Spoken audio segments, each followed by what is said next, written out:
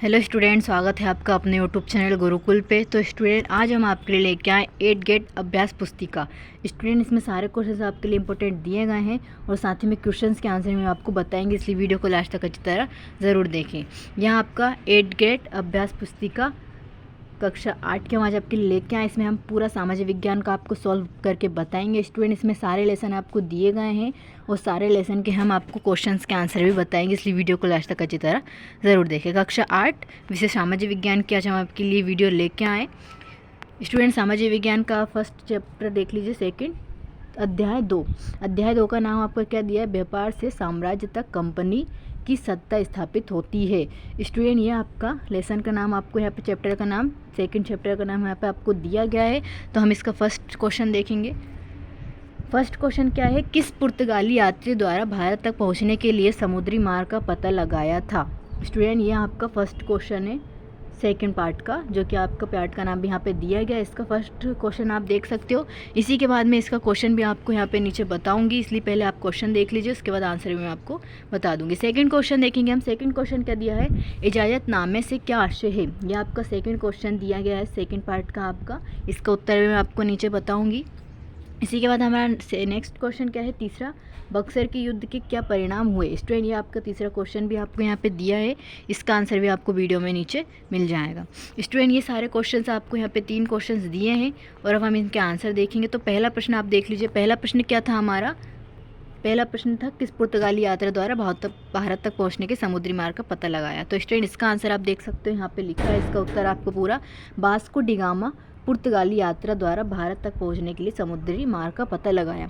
Student, किसके द्वारा? तो यहाँ पे उसका नाम लिखा है वास्को डी गामा, इसका नाम यहाँ पे लिखा है, जो कि एक पुर्तगाली यात्री था जो अपने भारत आया था।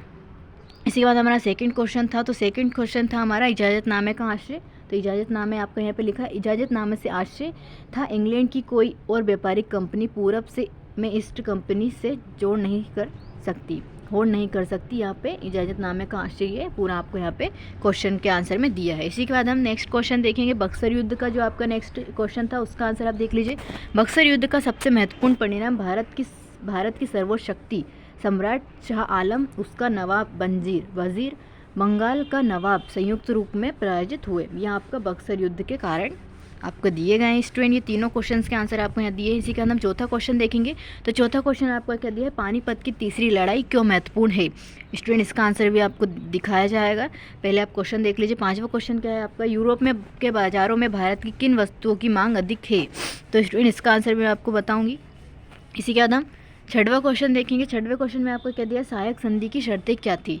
ये आपके तीनों क्वेश्चन यहाँ पे दिए हैं स्टूडेंट, चौथा, पांचवा और छठा। अब हम इनके आंसर देखेंगे। तो चौथा का आप आंसर देख लीजिए पहले। चौथे का क्या आंसर दिया आपका? पानीपत की तीसरी लड़ाई। आपको क्वेश्चन था आपका पानीपत की तीसरी लड़ाई कब लड़ी गई? तो आपको यहाँ पे आंसर दिया गया। पानीपत की तीसरी लड़ाई 1761 में मराठा व अहमद शाह अब्दाली के बीच लड़ी गई थी, जिसने मराठा से दिल्ली शासन चलाने का सपना चकनाचूर कर दिया, इसलिए यह महत्वपूर्ण है। स्टूडेंट, ये आपको पूरी पानीपत की यहाँ पे जो तीसरी वाली लड़ाई की गई थी वो यहाँ पे आपको आंसर में दिया है। इसी का हमारा पांचवा क्वेश्चन आपको यहाँ पे दिया है। पांचवा क्वेश्चन देख लीजिए आप। यूरोप के लोग भारतीय नील के कपड़े रंगे कपड़े पहनना चाहते थे, इस कारण यूरोपीय बाजारों में भारतीय नील की मांग अधिक हुई। यहाँ आपका पांचवा क्वेश्चन यहाँ पे दिया गया स्टूडेंट। इसी के बाद हम छठा क्वेश्चन देखेंगे। तो छठा क्वेश्चन आपको क्या दिया गया स्टूडेंट? छठा क्वेश्चन देख लीजिए आप। छठा है आपका सहायक संधि की प्रमुख शर्तें निम्न है। इसमें आपको सहायक संधि क्या दी गई है? सहायक संधि की शर्तें यहाँ नीचे दी गई है। तो क्या है? बड़े राज्य अपने राज्य में अंग्रेजी सेना रखेंगे जिसकी कमान अंग्रेज अधिकारी के हाथों में होगी, जबकि सेना का खर्चा राज्य को उठाना होगा। ये आपको पूरा यहाँ पे पहला पॉइंट में आपको दिया है। सेकंड में क्या है? आपको राज्य को अपने राज्य की राजधानी में एक अंग्रेजी रेजिडेंट रखना अनिवार्य होगा। इसी के बाद तीसरे में क्या लिखा है आपका? कि राज्य कंपनी की अनुमति के बिना किसी यूरोपीय को अपनी सेवा में नहीं रखेंगे। आपको पूरा जो कि आपकी सहायक संधि की शर्तें थी वो यहाँ पे आपको दी गई है स्टूडेंट। इसी के बाद हम नेक्स्ट क्वेश्चन देखेंगे। ये आपके छः क्वेश्चन तक यहाँ पे पूरे आंसर आपको बताया। इसी के बाद हम सातवां क्वेश्चन देखेंगे। तो सातवां क्वेश्चन क्या दिया स्टूडेंट आपका? वारेन हेस्टिंग द्वारा न्याय व्यवस्था में क्या क्या सुधार किए गए? ये आपका पूरा क्वेश्चन दिया है। इसका आंसर भी मैं आपको नीचे बताऊँगी। इसी के बाद आठवां क्वेश्चन देख लेंगे हम। आठवां क्वेश्चन है प्लासी युद्ध के क्या कारण थे? स्टूडेंट, ये क्वेश्चन भी आपका मोस्ट इंपॉर्टेंट क्वेश्चन आपको यहाँ दिया है। इसी का नवा क्वेश्चन है आपका यूरोपीय व्यापारी कंपनियों में प्रतिस्पर्धा के क्या कारण थे। स्टूडेंट ये नवा क्वेश्चन आपको यहाँ पे दिया है, इसका आंसर मैं आपको नीचे बताऊंगी। तो स्टूडेंट हमने 6 क्वेश्चन तक पूरे आंसर आपको दिखाया है। इसी के बाद हम 7वें क्वेश्चन के आंसर देखेंगे। तो 7वें क्वेश्चन का आंसर आप देख लीजिए। 7वें क्वेश्चन का आंसर क्या है आपका, वारेन हेस्टिंग द्वारा न्याय व्यवस्था में निम्नलिखित सुधार किए गए। तो हम क्या सुधार किए गए थे वो देखेंगे। पहले पॉइंट आप देख लीजिए, प्रत्येक जिले में एक दीवानी तथा एक फौजदारी अदालत की स्थापना की गई। स्टूडेंट ये पहले पॉइंट में आपको दिखाया। इसी का हम नेक्स्ट पॉइंट आपका देखेंगे। तो दूसरा में क्या आपका, जमींदारों के न्याय संबंधी अधिकार समाप्त कर दिए गए, ये आपका दूसरा पॉइंट। और तीसरे में आपका दीवानी तथा फौजदारी अदालतों के कार्य क्षेत्र में बांट दिए। ये आपके तीनों जो आपके था वारेन हेस्टिंग द्वारा जो न्याय व्यवस्था की गई थी वो आपको तीनों यहाँ पे पॉइंट में दिखाए गए हैं। ये 7वां क्वेश्चन का आंसर आपका यहाँ दिया गया। इसी के बाद 8वां क्वेश्चन देखेंगे। क्वेश्चन का आंसर है प्लासी युद्ध। तो प्लासी युद्ध के प्रमुख कारण क्या थे, तो इसमें भी आप देख लीजिए, पॉइंट में आपको यहाँ दिखाए हैं। तो पहला क्या आपका, सिराजुद्दौला के विरुद्ध अंग्रेजों का षड्यंत्र, ये आपका पहला पॉइंट है। दूसरा आपका अंग्रेजों और नवाब सिराजुद्दौला में तनाव। तीसरा आपका अंग्रेजों द्वारा किलेबंदी। चौथा आपका कासिक बाजार की व कलकत्ता पर अधिकार। 5वां आपका कालकोठरी की घटना। ये आपके प्लासी के युद्ध के सारे कारण आपको दिए। 9वां क्वेश्चन का आंसर देख लीजिए। 9वां क्वेश्चन का आंसर आपका, सभी कंपनियां एक जैसी चीज़ें ही खरीदना चाहती थी, इसलिए वे व्यापार में एक दूसरे से प्रतिस्पर्धा थी। दूसरे में आपको दिया है, यूरोपीय व्यापारिक कंपनियां तभी फल फूल सकती थी जब वे अपनी प्रतिस्पर्धा कंपनी को समाप्त कर देती। तीसरे में आपको दिया है, अपने अपने लिए बाजार को सुरक्षित करने की ज़रूरतों के कारण कंपनियों आपस में झगड़ती रहती थी। यह आपका 9वें का क्वेश्चन भी आपको दिया। इसी के बाद हम 10वां क्वेश्चन देखेंगे। लॉर्ड डलहौजी की विलय नीति क्या थी, इस नीति के किन किन भारतीय राज्यों पर अपने नियंत्रण का में कर लिया। स्टूडेंट ये आपका बहुत इंपॉर्टेंट क्वेश्चन आपको यहाँ 10वां क्वेश्चन दिया है, इसका आंसर हम नीचे देखेंगे। तो स्टूडेंट ये आपका 10वां क्वेश्चन यहाँ पे देखिए आप। 10वां क्वेश्चन का आंसर आप देख लीजिए। लॉर्ड डलहौजी की विलय नीति के अनुसार अगर किसी उसके दत्तक सुरक्षा प्राप्त राज्य का शासक बिना स्वाभाविक उत्तराधिकारी के मर जाए तो उसका राज्य पुत्र को नहीं इस नीति में माना जाएगा। 17 जैतपुर और संबलपुर, बघार, उदयपुर, झांसी तथा नागपुर को विलय नीति की धारा ब्रिटिश में शासन में मिला लिया। स्टूडेंट यह आपका जो कि था लॉर्ड डलहौजी की विलय नीति, इसका पूरा आंसर आपको दिया। इसी के बाद हम नेक्स्ट जो लेसन है आपका, नेक्स्ट चैप्टर क्या है, अभी हमने सेकंड चैप्टर के सारे क्वेश्चन आंसर आपको बताएं। इसी के बाद हम थर्ड चैप्टर देखेंगे। तो वो क्या आपका, ग्रामीण क्षेत्र पर शासन चलाना।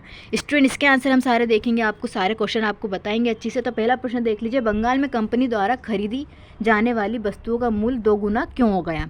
स्टूडेंट इसका आंसर आप देख लीजिए, इसका आंसर आपको यहाँ ब्लू कलर में दिख रहा है। तो पूरा आंसर हम देखेंगे। तो क्या दिया आपका, कंपनी की कोशिश यही थी कि वह ज़्यादा से ज़्यादा स्वराज्य हासिल करे और कम से कम कीमत में बढ़िया सूत और रेशमी कपड़ा खरीदे। इसी कारण 5 साल के भीतर बंगाल की कंपनी द्वारा खरीदी जाने वाली चीज़ों का मूल्य 2 गुना हो चुका था। स्टूडेंट जो कि आपका पहला प्रश्न था वो आपका आंसर यहाँ पे पूरा आपको दिया गया है। इसी के बाद हम नेक्स्ट क्वेश्चन देखेंगे। नेक्स्ट क्वेश्चन आपका क्या है, कंपनी द्वारा 1993 में स्थायी बंदोबस्त क्यों लागू किया गया था। स्टूडेंट इसका आंसर आप देख लीजिए।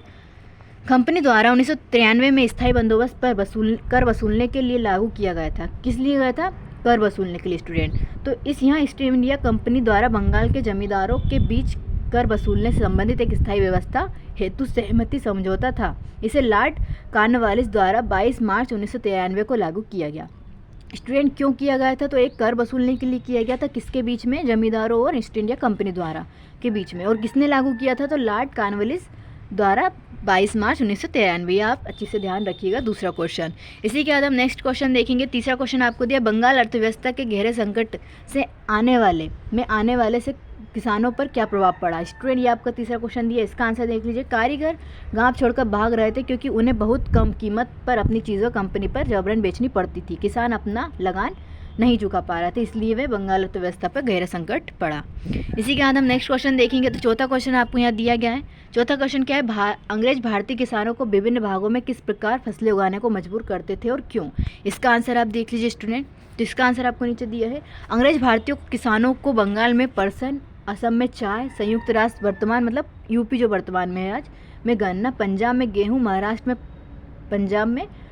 व पंजाब में कपास, मद्रास में चावल उगाने को मजबूर करते थे। स्टूडेंट ये जो यहाँ पे राज्यों के नाम दिए, यहाँ पे जो अंग्रेज थे वो मजदूरों को, जो वहाँ पे किसान थे, उन्हें ये फसल उगाने के लिए मजबूर किया करते थे। 5वां क्वेश्चन देखेंगे, नील तथा बोर्ड के पौधों में अंतर बताइए। तो स्टूडेंट पहला क्वेश्चन देख लीजिए आप। 5वें का, नील का पौधा मुख्य रूप से उष्णकटिबंधीय इलाकों में उगता है। नील से बहुत चमकदार नीला रंग मिलता है। बोर्ड से मिलने वाला रंग बेजान और फीका होता है। ये आपको नील और बोर्ड में आपको अंतर दिखाया गया है स्टूडेंट। इसी के बाद हम छठा क्वेश्चन देखेंगे, नील की खेती के मुख्य 2 तरीके कौन से थे। स्टूडेंट, नील की खेती के तरीके, नील की खेती के 2 मुख्य तरीके थे, निज और रियली। तो स्टूडेंट क्या है, निज में आप देख लीजिए, निज खेती की व्यवस्था बागान मालिक खुद अपनी ज़मीन में नील का उत्पादन करते थे। यहाँ ज़मीन खरीद लेते थे और मजदूरों को काम करने लगा कर नील की खेती करते थे। स्टूडेंट, ये इसमें आपका जो दिया है नील की खेती के 2, तो किस निज से और रियली से करते जाता है। तो निज में आपको यहाँ पे पूरा बताया, यहाँ पे मजदूरों द्वारा वो काम करवाते थे।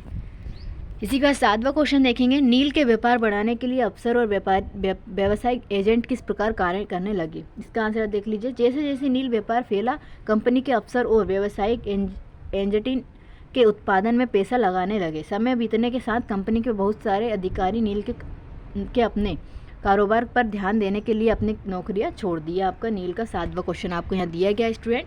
8वां क्वेश्चन का देखेंगे हम, किसानों को नील की खेती करने के लिए मुख्य समस्या क्या आ रही थी। तो स्टूडेंट, इसका आंसर आप देख लीजिए, क्या समस्या आ रही थी किसानों को। तो बहुत सारे गाँवों में जिन मुखियाओं से नील के अनुबंधों पर जबरन दस्तखत कराए थे, उन्हें ही नील किसानों का इकट्ठा किया और लाठियों के साथ आमने सामने लड़ाई हुई। स्टूडेंट, ये आपका 8वें का क्वेश्चन आपको दिया है। इसी के बाद हम नेक्स्ट क्वेश्चन देखेंगे। तो नेक्स्ट क्वेश्चन आपको क्या दिया है, बंगाल के रियतों ने नील विद्रोह कब और कैसे किया। स्टूडेंट, इसका आंसर आप देख लीजिए, मार्च 1859 में बंगाल के हज़ारों रियतों ने नील की खेती इनकार कर दिया, जैसे विद्रोह। स्टूडेंट, ये आपका 9वें क्वेश्चन का आपको आंसर है।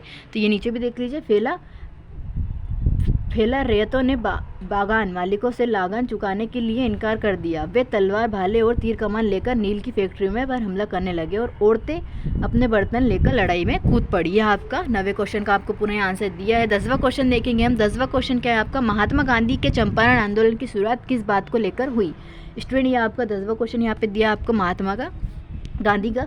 यहाँ आप देख लीजिए, जब महात्मा गांधी दक्षिण अफ्रीका से लौटे तो बिहार में एक किसान ने चंपारण आकर नील किसानों की दुर्दशा को देखने का न्योता दिया।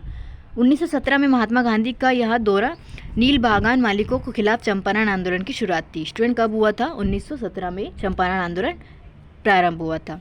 यह आपको पूरे क्वेश्चन यहाँ पे दिए हैं स्टूडेंट, जो कि आपके मोस्ट इंपॉर्टेंट क्वेश्चन 2nd और 3rd पार्ट के आपको यहाँ पे दिए गए थे।